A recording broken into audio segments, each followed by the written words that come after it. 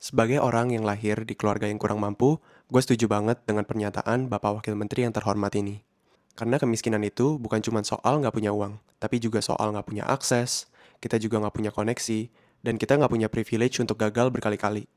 Gue ingat banget dulu, bokap itu cuma jualan ikan, dan nyokap itu ibu rumah tangga. Buat makan aja sehari-hari kita susah banget. Pas beli baju sekolah, gue inget kalau gue harus beli baju yang ukurannya itu kegedean beberapa ukuran, biar bisa dipakai dari kelas 1 sampai kelas 6 SD.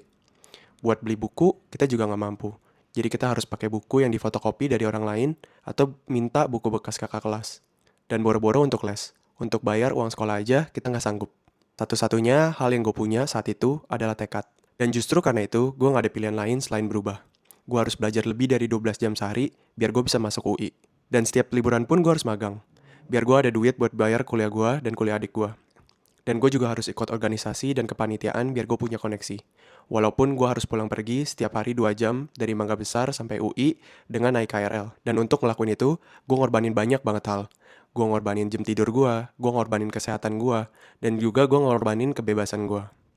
Tapi, pelan-pelan, pintu itu mulai terbuka. Pelan-pelan, mimpi itu mulai kelihatan bentuknya. Jadi iya, lahir miskin itu bukan kesalahan kita. Tapi kalau kita berhenti berjuang, kita nyerah sebelum kita berjuang, itu baru tanggung jawab kita. Kalian boleh capek, tapi jangan pernah berhenti.